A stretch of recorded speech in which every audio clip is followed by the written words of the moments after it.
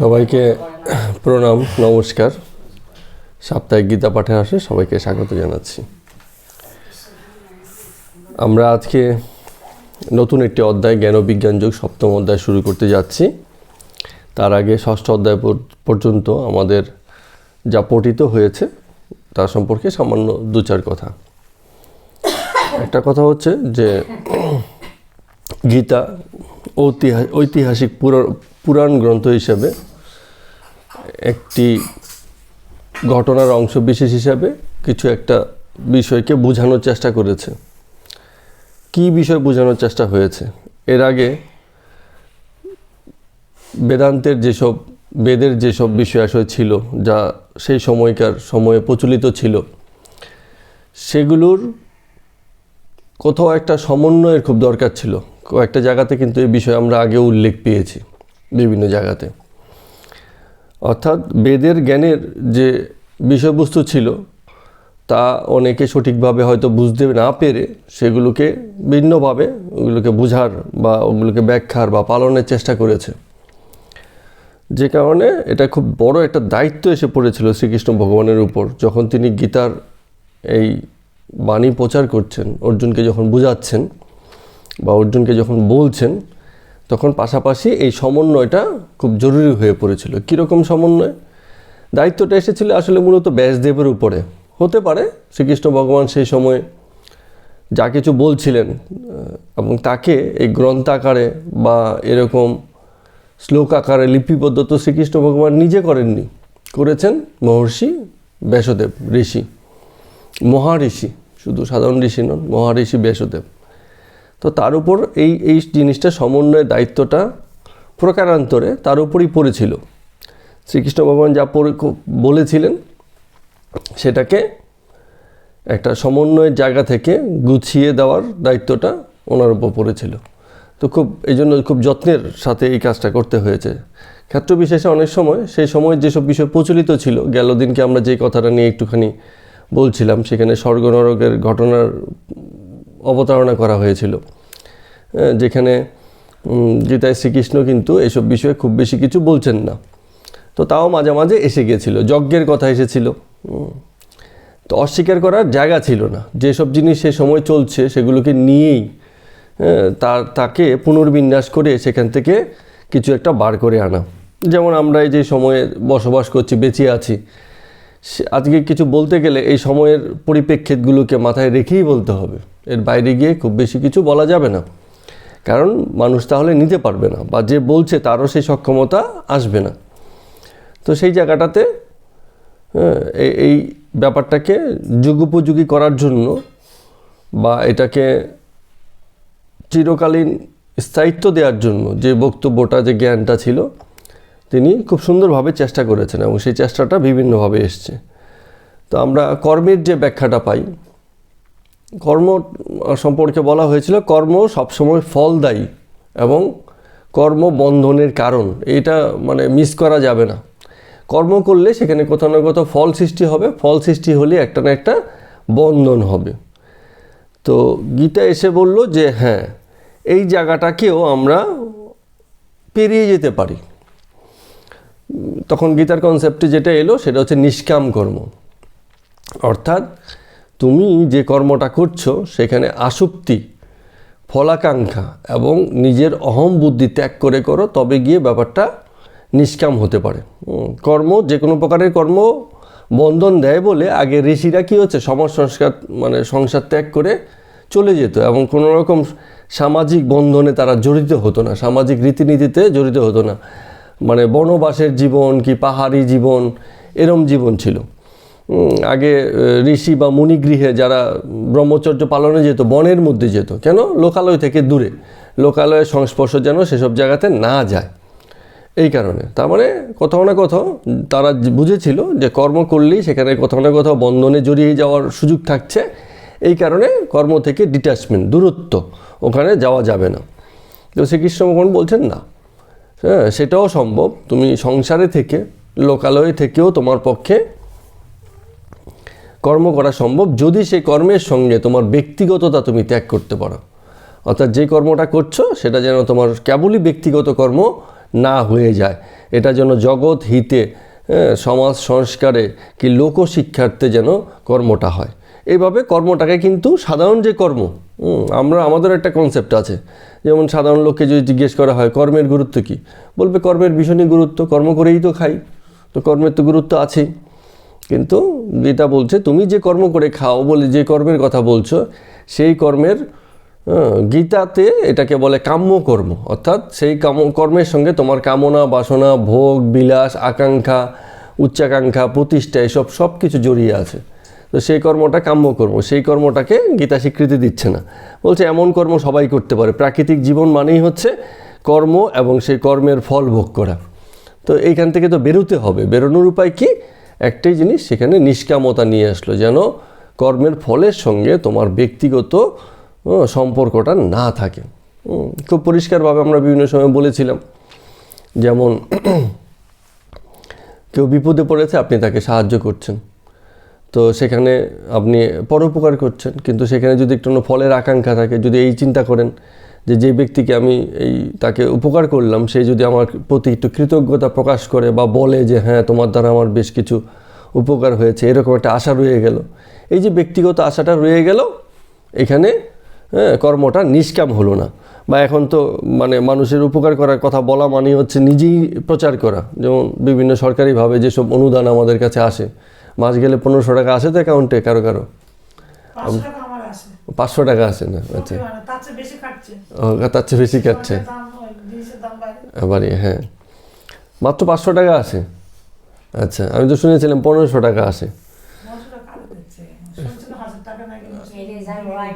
আচ্ছা, তো যাই হোক, তো যিনি দিচ্ছেন তিনি তো সকাল বিকাল ক্যামেরার সামনে এই কথাগুলোই বলছেন যে আমি দিচ্ছি, এত এত লোককে দিচ্ছি, এত এত লোক এটার কারণে উপকৃত হচ্ছে। তো এই যে বলে দিচ্ছে, তার মানে কি হচ্ছে, এখানে তার একেবারে সেই ফলের সঙ্গে পূর্ণ সংযোগ আছে, যে আমি যা কিছু করছি তা যেন আমারই নামে প্রতিষ্ঠিত হয়। একটা অনেকে আছে না, যেমন বিদ্যালয় গড়ে দিল, বলে আমি জমি দিয়ে দিলাম, জায়গা দিলাম, তোমরা এখানে একটা স্কুল গড়ে তোলো, কিন্তু শর্ত একটাই, কি স্কুলের নামটা যেন আমার নামে হয়। নতুন আমি জায়গা করে দিলাম, হ্যাঁ, আবার নাম লিখিত করে দেয়। হ্যাঁ,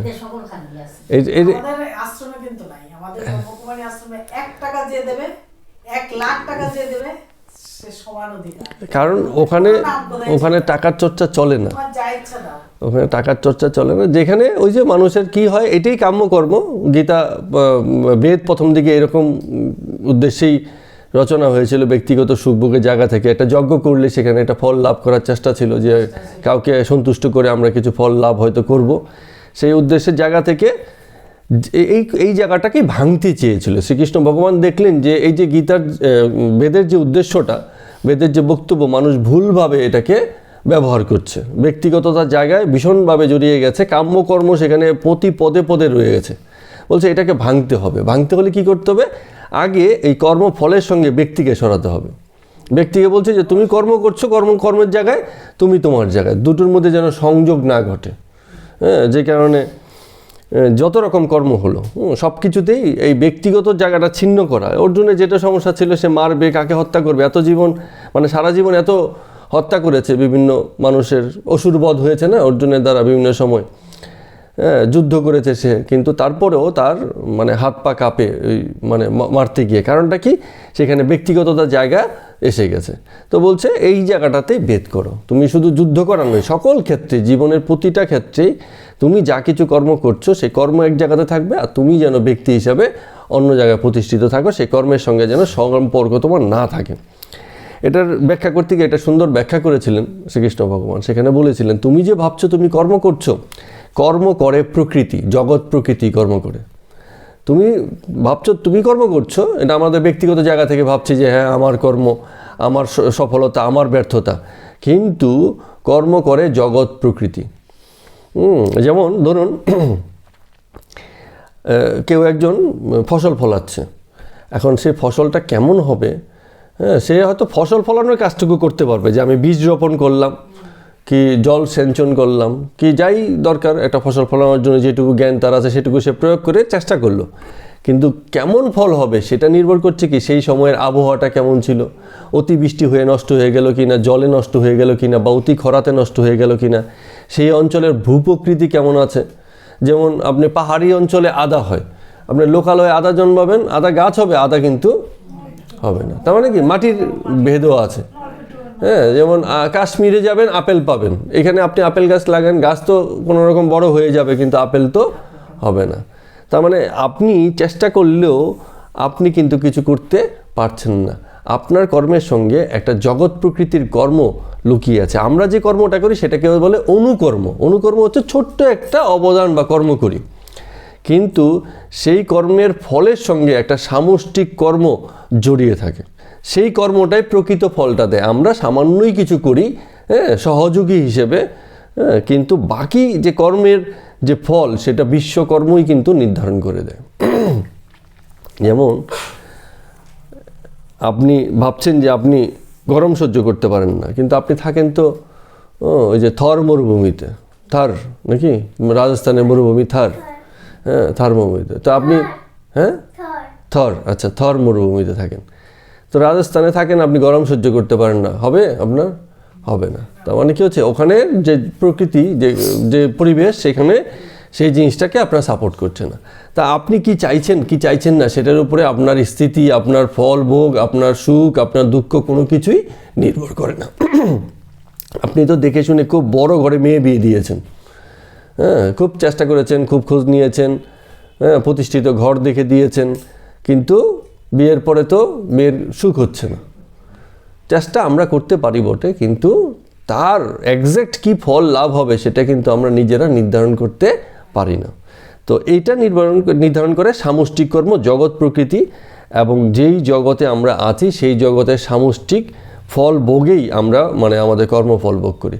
যেমন গাড়ি আমরা সবাই চালাই, কিন্তু আমাদের এই ভারতবর্ষে গাড়ি চালানোর ক্ষেত্রে একজন ব্যক্তি যদি 1000 ঘন্টা গাড়ি চালায়, 1 ঘন্টা তার কিন্তু অ্যাক্সিডেন্ট হওয়ার সম্ভাবনা আছে। আবার কোনো একটা উন্নত দেশে হয়তো সেখানে 1 লাখ ঘন্টা গাড়ি চালালে 1 ঘন্টায় হয়তো তার ঝুঁকি আছে। তার মানে কি হচ্ছে, আপনি মানে দুটো পরিবেশে দুরকম ফল পাচ্ছেন, দুরকম জীবনের ঝুঁকি আপনার আসছে। এখানে লোকজন খুব দ্রুতই মারা যাবে, কারণ অসুখ বিসুখ নানান কিছু আছে। আবার কিছু কিছু দেশ আছে উন্নত, সেখানে লোকজন অনেক বয়োবৃদ্ধ হচ্ছে, উন্নত সুযোগ সুবিধা সেখানে আছে। আবার এখানেও এমন কিছু আছে, এখানে হয়তো রোগ প্রতিরোধের সঙ্গে বসবাস করে করে মানুষের রোগ প্রতিরোধ ক্ষমতাও বেড়ে গেছে। এখানে যতটা মানে লোকে সহ্য করতে পারে, বাইরের লোক সহ্য করতে পারে না। বিদেশের লোকজন আমাদের বাড়িতে এলে দেখা যাচ্ছে কি, সে আমাদের এলাকায় জল খেতে পারে না, তেল খেতে পারে না, খাবার খেতে পারে না, সব কিছুতে তার কী হচ্ছে, ইনডাইজেশন হয়ে যায়। তার মানে কী হচ্ছে, এখানের লোকেরা যে জিনিসটাকে সয়ে গেছে, তারা এত শৌখিন জীবনযাপন করে দিতে, সেগুলো সে সইতেই পারে না। তো এইটাই বলছি যে আপনার স্থিতি, ব্যক্তির স্থিতি, ব্যক্তি কেমন থাকবে, কী অবস্থায় থাকবে, সব কিছু সে নিজে নির্ধারণ করতে পারে না। হ্যাঁ, সেই যে অঞ্চলে থাকে সেই অঞ্চলের জগৎ, পরিবেশ, প্রকৃতি সব কিছুই তার সুখ দুঃখ স্থিতিকে এবং সর্বোপরি কর্মফলকে নির্ধারণ করে। সুতরাং আমরা অনেক সময় বলি না যে চাইলেই কেউ সব কিছু করতে পারে, কিন্তু চাইলেও আমরা সব কিছু করতে পারি না। অনেক কিছুই আমাদের সামষ্টিক কর্মের উপরে দাঁড়িয়ে থাকে। আমি চাইলেও নিরাপদ রাস্তা তৈরি করতে পারবো না, কারণ রাস্তা আমি একা চলি না, আরও অনেক লোকই সেখানে চলে। তো এই সামষ্টিক যে প্রভাবটা, সেটাকে আমরা এড়াতে পারি না। তো এইখানে এই শ্রীকৃষ্ণ ভগবান এই কথাটা খুব ভালো করে বলছেন যে তুমি শুধু তোমার নিজের কর্মের কথা না, তুমি বিশ্বকর্মটাকেও বুঝো। এই যে জগৎ প্রকৃতি চলছে একটা নিয়মে চলছে, সেই নিয়মেই তোমার সৃষ্টি, স্থিতি, প্রলয়, এই তিন জিনিসের সুরক্ষা হচ্ছে। হ্যাঁ, এখানে তোমার জন্ম হবে, স্থিতি হবে, মৃত্যুও তোমার হয়ে যাবে। তুমি এইসব জিনিসগুলোকে আটকাতে পারবে না। তোমার সুরক্ষা, হ্যাঁ, এবং তোমার বিপদ সবই তোমার এই প্রাকৃতিক নিয়মই হচ্ছে, র্যান্ডম সিলেকশনে হচ্ছে। কার কি হবে আমরা কিছুই ঠিক করে বলতে পারি না আগে থেকে। তো এই যখন অবস্থা, তোমার নিয়ন্ত্রক যখন অন্য কোথাও আছে, তো তুমি কোন কর্মের কথা বলছো যেটা তোমার কর্ম বলে তুমি দাবি করছো? তোমার কর্ম বলে কোনো কিছুই দাবি করতে পারো না, কারণ সব কিছুই তোমার সামষ্টিক রূপে নির্ধারিত হচ্ছে। তো এই যে ব্যাখ্যাটা দিলে, এগুলো কিন্তু একটা চেষ্টা হয়েছে যে মানুষের যে ওই যে যজ্ঞ করেই আমি ফল লাভ করে কিছু একটা পেয়ে যাব, এই যে একটা ভ্রান্তি বা একটা ভুল মানুষের মধ্যে এসে গেছে। যেমন আমাদের মধ্যে অনেক সময় আছে, আমরা হয়তো সেরকম যজ্ঞ করতে পারি না, কিন্তু আমরা বিপদনাশিনী পুজো করি, কি শনি ঠাকুরের, বড় ঠাকুরের পুজো করি, এরকম করে করে কি হচ্ছে, যত জীবনে শনি বিপদ দশা টশা খারাপ আছে সব কিন্তু কাটানোর চেষ্টা করি। তো এই যে এগুলো হচ্ছে কর্মকর্ম, অর্থাৎ আমার সেই কাজটা করার পিছনে একটা কিছু চাই, আমার একটা বিপদ আছে, একটা রাহুর দশা চলছে, কি গ্রহ নক্ষত্রে ফেরে পড়ে আছি, সেখান থেকে মুক্তি চাই, সুতরাং এসব করে আমরা সেখান থেকে মুক্তি পাওয়ার চেষ্টা করি। তো গীতা এগুলোর পরিষ্কার ধারণা দিচ্ছে যে এভাবে তোমার মুক্তি ঘটে না, তোমার স্থিতি তোমাকে মুক্তি করতে পারে, আর তোমার জ্ঞান তোমাকে মুক্তি করতে পারে, তুমি এই বিষয়গুলো জানলে কি বুঝলে কি না। হ্যাঁ, তুমি জানলে বুঝলে তবেই তোমার মুক্তি, তুমি জানলে না বুঝলে না, এই চক্করেই তুমি পড়ে থাকবে। এটাকে বলে জন্ম জন্মান্তর বারবার কি হচ্ছে, একই চক্রে পড়ে যাওয়া, একই জীবনেই তো বারে বারে পড়ে যাওয়া, প্রতি মুহূর্তে মুহূর্তে পড়ে যাওয়া। আর দ্বিতীয় আরেকটা সমন্বয় যেটা করার চেষ্টা করা হয়েছিল, যে জ্ঞান আর জ্ঞানযোগ এই দুটো কথা কিন্তু এক না। যেমন আমাদের এখানে গীতাতে কথা আছে কর্মযোগ, জ্ঞানযোগ, হ্যাঁ, তারপরে ভক্তিযোগ, এর সঙ্গে যোগ কথাটা আছে। তো এই যোগ কথার একটা মাহাত্ম্য আছে। কেন যোগ কথাটা বলতে হলো? কারণ জ্ঞান তো বৈদিক জ্ঞান সবারই আছে, বেদ খুললে জ্ঞান, যা পড়বেন তাতেই কি হচ্ছে, ভরা ভরা জ্ঞান আছে। তো শ্রীকৃষ্ণ ভগবান বলছেন যে শুধু জ্ঞানটাই জ্ঞান নয়, সেই জ্ঞানকে জীবনে ব্যক্তি কিভাবে প্রতিষ্ঠা দিল, সেই জ্ঞানের সঙ্গে ব্যক্তি কিভাবে নিজের অভিজ্ঞতাকে, নিজের বোধকে, নিজের উপলব্ধিকে জুড়ল, সেটা গুরুত্বপূর্ণ হচ্ছে। বারে বারেই কিন্তু ব্যক্তি মুখ্য, জ্ঞানও মুখ্য না, ভক্তিও মুখ্য না, আচারও মুখ্য না, যজ্ঞ মুখ্য না, ব্যক্তিকে দেখছে। হ্যাঁ, বারবার এই এই জিনিসটা এত সুন্দর বিষয়। আমরা কি করি, আমরা যেমন মনে করি, বলে দিলাম যে হ্যাঁ ওই মন্দিরে যাও, গিয়ে প্রার্থনা করো, ওই যে ওখানে নদী বয়ে চলছে, ওখানে ডুব দিয়ে ওখানে গিয়ে প্রার্থনা করো, পুজো টুজো দাও, তোমার কর্ম কমপ্লিট হয়ে গেল। ব্যক্তি কিন্তু এখানে নেই। কেউ বলছে না যে তুমি ব্যক্তি, তুমি যে পুজো করতে যাচ্ছ, তোমার অবস্থাটা আগে দেখি, তোমার মনে কি পাপ নাকি তোমার মনে পুণ্য, তোমার মনে কি দেহবোধ বসে আছে না তোমার মনে অধ্যাত্মবোধ আছে। হ্যাঁ, তো গীতা এসে একদম প্রথম থেকে, হ্যাঁ, গীতা সর্বশ্রেষ্ঠ শিরোমণি, এই জন্যই শিরোমণি। যোগ যুক্ত হওয়া, ঈশ্বরের সঙ্গে যে যোগ যুক্ত, এই যে যোগটা বলে, হ্যাঁ, যোগে যোগ, তার মানে এখানে একদম ঠিক কথা বলছেন। অর্থাৎ যা কিছু আছে এগুলো তো অ্যাভেলেবেল, তুমি চাইলে এটা পেতে পারো, কিন্তু তুমি এর সঙ্গে নিজেকে কিভাবে জুড়ছো, এখানে ব্যক্তিটা, আর এই যে জোড়ার যে পদ্ধতি, এটাই যোগ। হ্যাঁ, এই যে যোগ যে কথাটা বলছেন, শনি বলেন, ইয়ে বলে, এত সব পুজো আচ্ছা, কিন্তু কোনোই নেই, শুধু মানুষের মনের ইয়ের জন্য করে। আসলে কিন্তু ভিতরের যে জ্ঞানটা, ঈশ্বরের সঙ্গে যোগ যুক্ত হওয়া, এটাই হচ্ছে মেইন। একদম ঠিক কথা। এবং এই যে কথাটা বারে বারে এইগুলো প্রত্যেক অধ্যায়ে কিন্তু ঘুরে ফিরে এই কথাটাই এসছে, যে ব্যক্তিকে আগে দেখছে। অর্জুনকে বলছে তোমার আগে মনের স্থিতি, মানসিক স্থিতি আগে পাল্টাও। প্রবলেমটা তোমার মনে বসে আছে, তুমি কিভাবে জগৎকে দেখছো তার উপরে তোমার অবস্থা দাঁড়িয়ে গেছে। তোমার এই জায়গাটা পরিবর্তন না হলে আর কোনো কিছু করেই তোমাকে পরিবর্তন করা যাবে না। শ্রীকৃষ্ণ ভগবান নিজেও এই বিষয়টা বুঝেছেন। নাহলে আমি তো বারবারই একটা কথা বলি যে মাথায় হাত বুলিয়ে দিলে তো হয়ে গেছিল, কিন্তু তা কিন্তু করেনি। হ্যাঁ, বারবার বলছে, বারবার বুঝাচ্ছে, কত ধৈর্য নিয়ে, কত ইসে করে বারবার বুঝিয়ে যাচ্ছে। তো এইটা কিন্তু তাহলে একটা পরিবর্তন হলো, যে সবাই ভাবতো যে বেদ মানে হচ্ছে জ্ঞান, জ্ঞান অধ্যয়ন করো তো তুমি জ্ঞানী হয়ে গেলে, তোমার মুক্তি হয়ে গেল। কিন্তু মুক্তি কিন্তু হলো না। হ্যাঁ, শুধু জ্ঞানে মুক্তি নেই, সেই জ্ঞানকে তুমি জীবনে কীভাবে প্রতিফলিত করছো সেটা এলো, সেটা ভাববার বিষয় গেল। তো এখানে দুটো বিষয় দেখুন, যখন জ্ঞানকে বলছে মানে তুমি তোমার জীবনে প্রতিফলিত করবে, তখন একটা দায়িত্বের জায়গায় এসে যায়, এবং সেখান থেকে একটা চেতনার জায়গায় এসে যায়। এগুলো কিন্তু খুব গুরুত্বপূর্ণ বিষয়। ধর্ম বেশিরভাগ ক্ষেত্রে কি করে, দায়িত্বটাকে অনেক সময় এড়িয়ে দেয়। কটা সম্প্রদায় বলে যে তোমাকে এখন থেকে দায়িত্ব নিতে হবে। হ্যাঁ, কার দায়িত্ব? সবার আগে তো নিজের দায়িত্ব, তারপরে তো সে জগতের দায়িত্ব। হ্যাঁ, যে তুমি তোমার দায়িত্ব আগে নিজ, তুমি তোমাকে সামলাতে পারছো কি না সেই দায়িত্বটা আগে তুমি সবার আগে সামলাও। জগতের সামলানো তো অনেক পরের ব্যাপার। সদর্শন, হ্যাঁ, এই তো নামেই তো সুন্দর কথাটা আছে, নিজেকে আগে দেখো, আগে নিজেকে দেখো, সদর্শন। হ্যাঁ, একদম একদম গীতার কথা। তো এই যে দায়িত্বের জায়গাটা, তো দায়িত্বের জায়গাটা প্রতিষ্ঠিত হবে যদি তুমি যে জ্ঞানটা তুমি পাচ্ছ সেটা থেকে যদি তোমার চেতনা জাগে। চেতনা মানে কি? জগৎ বিষয়ে, আমি সকল বিষয়, জগৎ বিষয় না, জগৎ এবং অধ্যাত্ম। অধ্যাত্ম হচ্ছে নিজের ভিতরকার যে স্থিতি, সহজ কথা যেটাকে বলে স্থিতি। কি স্থিতি? আমার ভিতরে তো দুটো মন কাজ করে, একটা সাধু মন, একটা অসাধু মন, একটা কাঁচা আমি, একটা পাকা আমি। তো তুমি কি কাঁচা আমি আর পাকা আমির খেলাটা বুঝতে পারছো? বুঝতে পারলে তুমি নিজের অধ্যাত্মকে জানছো, আর যদি বুঝতে না পারো তাহলে তুমি অজ্ঞান। প্রাকৃতিক জীবন অর্থাৎ পশু পাখি যেরকম জীবনযাপন করে তোমারও ঠিক একই রকম জীবন হচ্ছে। তুমি তোমার মন চাইছে তুমি করছো, তোমার এই হচ্ছে, তুমি দৌড়ে ছুটে পালাচ্ছ।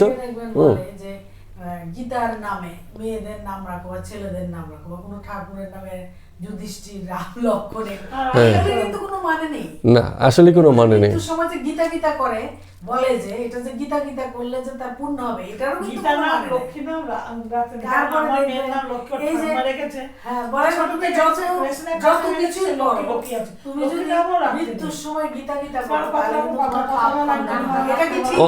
একদম একদমই ঠিক কথা। কারণটা হচ্ছে জীবনে যার প্রয়োগ না হলো, অনেকে বলে শুনলেই পুণ্য, হ্যাঁ, হলোই না হয় পুণ্য, তাতে কি হলো? জীবন কি পাল্টালো? জীবন বদলকারী পুণ্য বা পুণ্য কর্ম যদি না আসে, পুণ্য জ্ঞান যদি না আসে, তাহলে আর সেই জ্ঞানে কি কাজ? বলে এদিকে চুরি করলাম দিনের বেলা, এই করলাম, এবার যত কিছু করি আরে গীতা গীতার নাম করলেই তো আমার হয়ে গেল সম্পূর্ণ। না, এই ভাবনা, ভ্রান্ত ধারণা, এই বোধ একসময়, এইটাই সমাজে একসময় গেড়ে বসেছিল। ঘিরে বসেছিল। ঠিক আছে, সেই জিনিসটাকে পরিবর্তন করার জন্যই এই শ্রীকৃষ্ণ ভগবানের কাছে এটা একটা বড় চ্যালেঞ্জ ছিল যে আমি এই যে অর্জুনকে বোঝানোর মধ্য দিয়ে যা কিছু বলছি তার ভিতর দিয়ে কোথাও যেন একটা সমন্বয় হয়, যেসব ভুল ভাবনা আমাদের সমাজে প্রতিষ্ঠিত আছে সেগুলো যেন পাল্টায়। তো এই জায়গা থেকেই দায়িত্ব আর চেতনার কথাটা সবচেয়ে আগে মানে বলা হলো। এরপরে দেখুন আরেকটা জিনিস ছিল যে প্রথমে যে বৈদিক কর্মযোগ ছিল, বৈদিক কর্মযোগ মানে কি যাগযজ্ঞ, একদম পরিষ্কার, এটা আপনারা কম বেশি জানেন। এখনও অনেক জায়গাতে যাগযজ্ঞের প্রচলন আছে, যজ্ঞ করে আমাদের ওই যে কেরালা ফেরালা এইসব অঞ্চলে, মানে দক্ষিণের দিকে।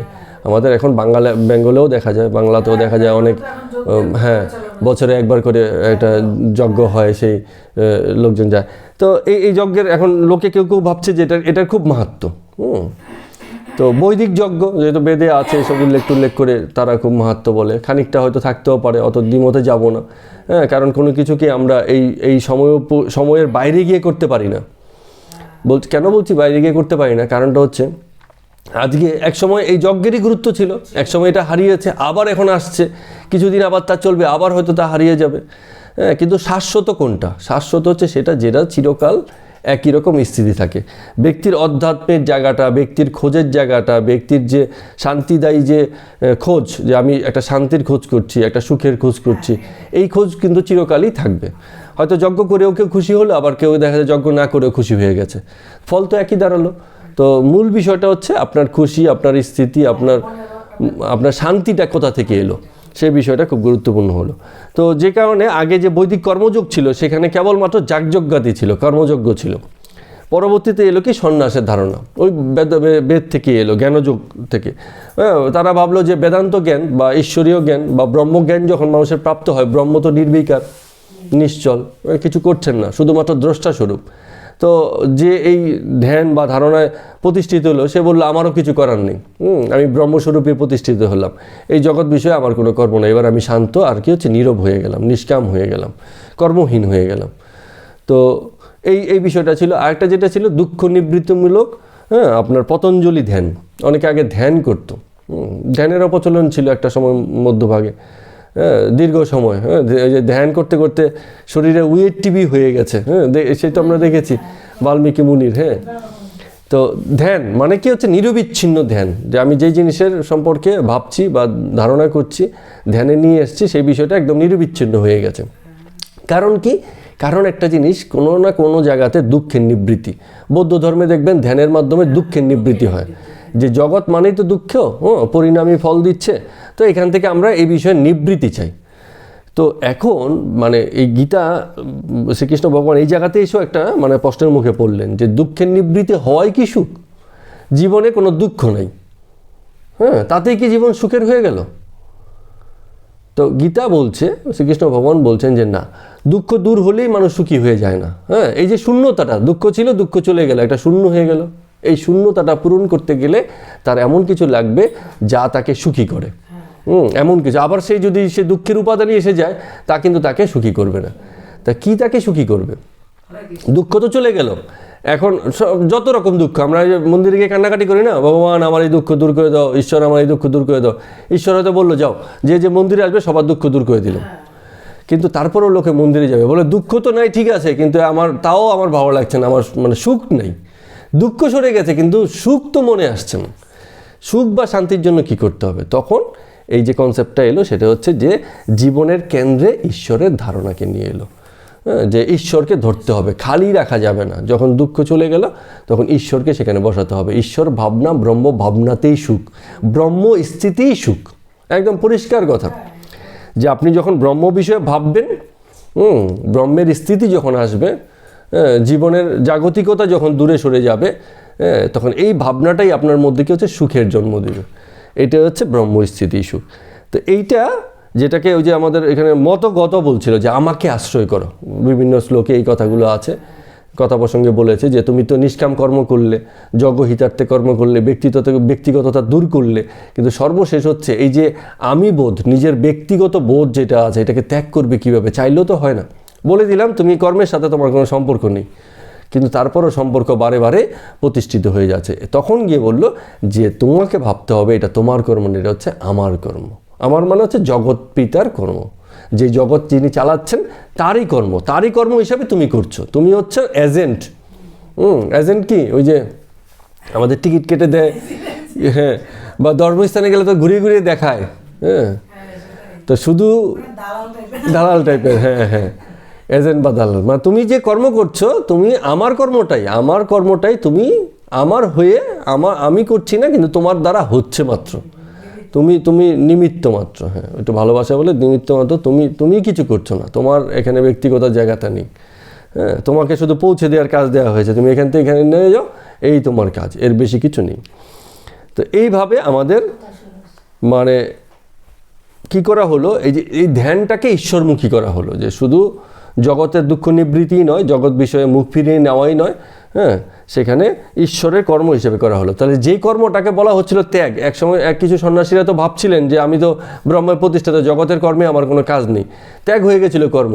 এই কর্মটাকে কিন্তু আবার গ্রহণ করা হলো, যে না, কর্ম করতে হবে। তুমি সন্ন্যাস হতে পারো, তাও তোমার কর্ম রয়ে গেছে। জগতে যতক্ষণ আছো তোমার কর্ম আছে। কি কর্ম? লোকহিতার্থে, পরের জন্য, পরের উপকারের জন্য, এক্সাম্পল হিসেবে, উদাহরণ হিসাবে তুমি কিছু একটা সৃষ্টি করলে, সেই হিসাবে তোমাকে কর্ম করতে হবে। কর্মটাকে আবার গ্রহণ করলো। তাহলে একটা সমন্বয় হলো। যা কিছু ভুলভাল প্রচার হচ্ছিল, মানুষ বিক্ষিপ্ত হয়ে গেছিলো যে জ্ঞানটা, এই জ্ঞানটাকে সমন্বয় করা হলো।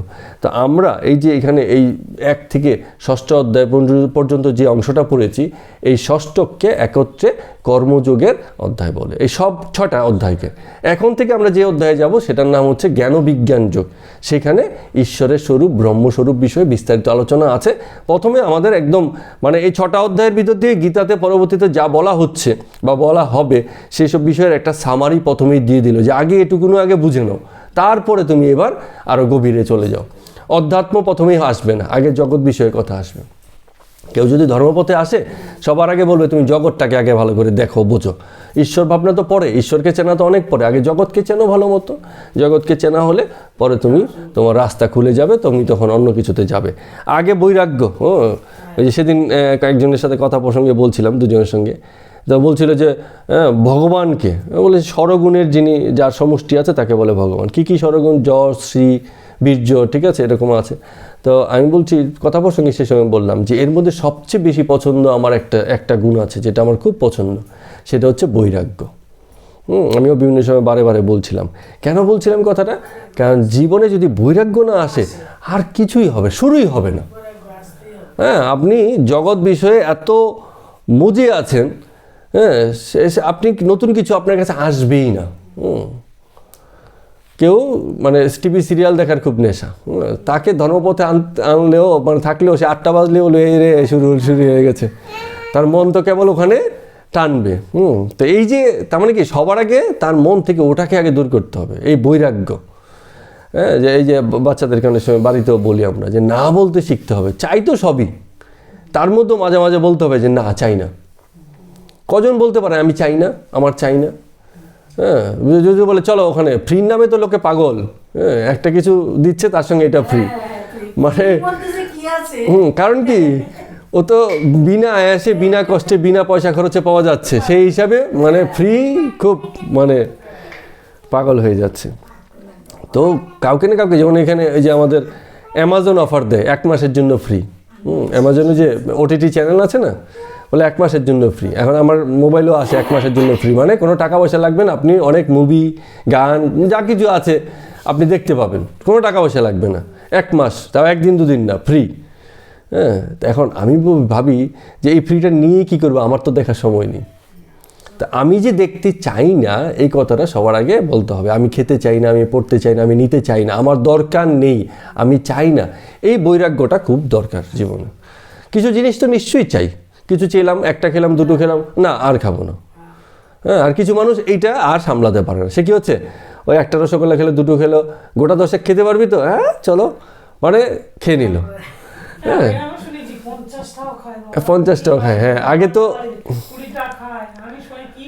আপনারা কখনো এরকম পড়েছেন কিনা বিভূতিভূষণ বন্দ্যোপাধ্যায়ের যে মানে গ্রামীণ প্রেক্ষাপটে লেখা ওনার গল্পগুলো, আগের যে গল্পগুলো আছে পড়ে দেখবেন। সেই সময় গ্রামে যখন ভোজ হতো কোনো অনুষ্ঠান উপলক্ষে, হয়তো জমিদারের মেয়ের বিয়ে, তো গ্রামের সবার তো নেমন্তন্ন, মানে সে যে কি খাওয়া এবং মানে লোকজন যে কি পরিমাণ খেত, ভীষণ খেতে পারতো, হালকা পাতলা লিকলিকে চেহারা, কিন্তু খাওয়ায় কিন্তু পিছিয়ে নেই, ভীষণ মানে খেয়েছে। তো আগে এককালে লোকে এরকম খাওয়ার বাসনা রাখতো।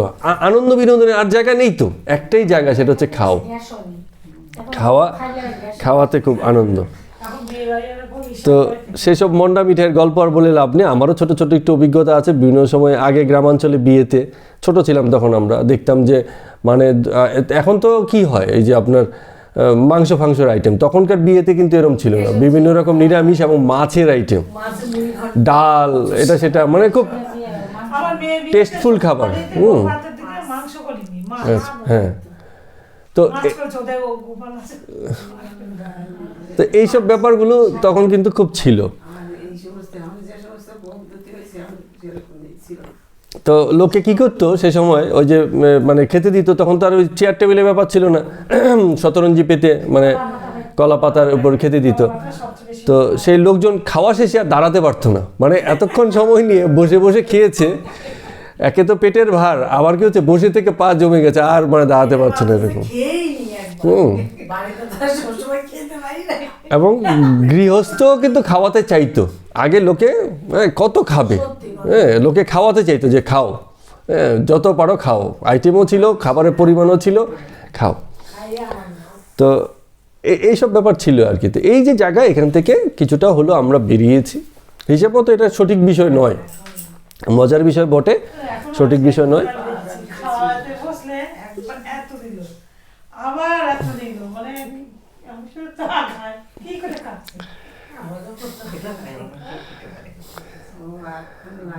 তো যাই হোক, এই যে শটক,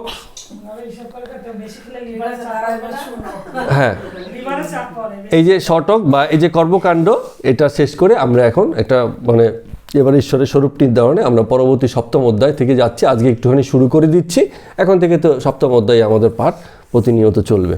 চলুন আমরা 7ম অধ্যায়ের প্রথম শ্লোকটাকে আমরা একটু পড়ি। সেখানে শ্রীকৃষ্ণ ভগবান পুরনো প্রসঙ্গেই বলছেন, কিন্তু এখানে আমরা মূল শ্লোকটাকে না পড়ে আমরা অনুবাদটাকে পড়ে নিচ্ছি, কারণ প্রথম দুটো যে শ্লোক আছে সেগুলো সেই অর্থে খুব বেশি এসে নয়, এই জন্য আমরা এটা অনুবাদটা পড়ে নিয়ে পরবর্তী 3 নম্বর শ্লোক থেকে জ্ঞান বিজ্ঞান যোগের মূল যে শ্লোক আছে, যে আলোচনা আছে, সেখানে আমরা যাব।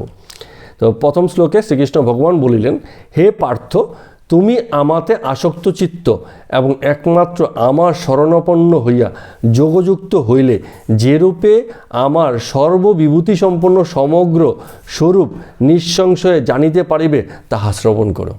এবার মূল বিষয় আসছে, এবার ভিতরে ঢুকছে। এতদিন কি ছিল, 6ষ্ঠ অধ্যায় পর্যন্ত বাইরে বাইরে ছিল, জগৎ বিষয়ে কথা, মনের বিষয়ে কথা, হাবিজাবি অনেক রকম কথা, জরুরি বিষয়, ওগুলি প্রাথমিক, ওটা আগে শেখাতে হবে, অ আ ক খ শিখিয়ে তবে শব্দ। তো এখন দেখুন, এখন যে বিষয় বলছে যে তোমার যে চিত্ত, আসক্ত চিত্ত তুমি ছিলে, এখন তুমি যোগযুক্ত হলে, তার মানে কি হচ্ছে, তোমার মধ্যে এখন প্রসেস শুরু হয়েছে, যে জ্ঞান তুমি পেলে, যে ধারণা পেলে, যা তোমার জীবনে ধ্যান হয়ে দাঁড়ালো, তার সঙ্গে জীবনকে একীভূত করা, এই যে সুযোগটা তৈরি হলো, তুমি এখন যোগযুক্ত হচ্ছ।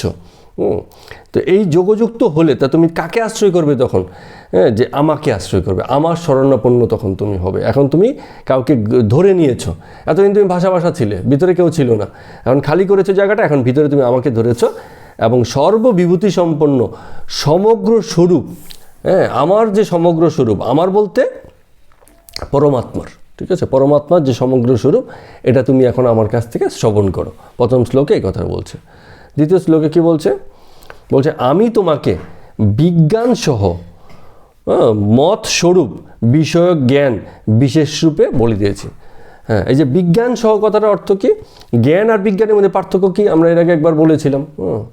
জ্ঞান হচ্ছে মানে এটাকে আমরা বলবো যে সাধারণ তথ্য, যেসব মানে যুক্তিতর্ক প্রমাণের উপর ভিত্তি করে দাঁড়িয়ে আছে, সেটা হচ্ছে কি জ্ঞান। আমি বলছি যেমন আমাদের জ্ঞান কি, গাছ লাগালে গাছ বড় হবে, ফল হবে, এগুলো হচ্ছে আমাদের জ্ঞান। এখানে এই সময় এইটা দিতে হবে, হ্যাঁ, যেমন শীতকালে বৃষ্টি হয় না, গরমকালে বর্ষাকালে বৃষ্টি হয়, এগুলো হচ্ছে আমাদের জ্ঞান। আমরা বিভিন্ন সময় দেখেছি এইসব বিষয়, জগৎ বিষয়ে আমাদের জ্ঞান এসেছে, প্রমাণের সাথে এসেছে, আমরা এটাকে বিশ্বাস করি, এটা আছে। আর বিজ্ঞান হচ্ছে এটা সবসময় যে প্রমাণের দ্বারা স্বীকৃত হবে তা না। যেমন ঈশ্বরের অস্তিত্ব আছে কি নেই, এটা জ্ঞান দিয়ে হবে না। আপনার সাধারণ যে জ্ঞান, জগতের যে জ্ঞান, সেই জ্ঞান এই জিনিসটা নিবৃত্তি করতে পারবে না, এই প্রশ্নের উত্তর আপনাকে দিতে পারবে না। তখন যে বিশেষ জ্ঞান, হ্যাঁ, এখানে বিজ্ঞান হচ্ছে বিশেষ প্রকারের জ্ঞান, ওই সায়েন্স নয়, আমরা যে সায়েন্স বলি সেটা নয়, এই বিশেষ প্রকারের জ্ঞান দিয়ে তখন সে অন্তরাত্মাকে, অধ্যাত্মকে আরও গভীরে যখন যাচ্ছি তখন বিজ্ঞান। এই কারণে বলছে যে মানে বিজ্ঞান সহ মত স্বরূপ বিষয়ক জ্ঞান।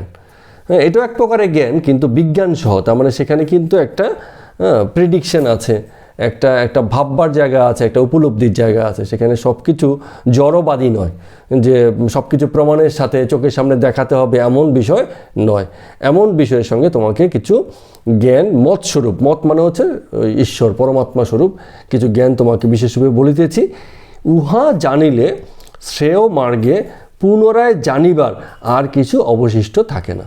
এই অধ্যাত্মকে জানিলে আর কিছু জানবার অবশিষ্ট থাকে না, কারণ জগৎ বিষয়ের জ্ঞান তোমার প্রাথমিকভাবে হয়েছে, 1 থেকে 6 অধ্যায় পর্যন্ত দিয়ে দিলাম।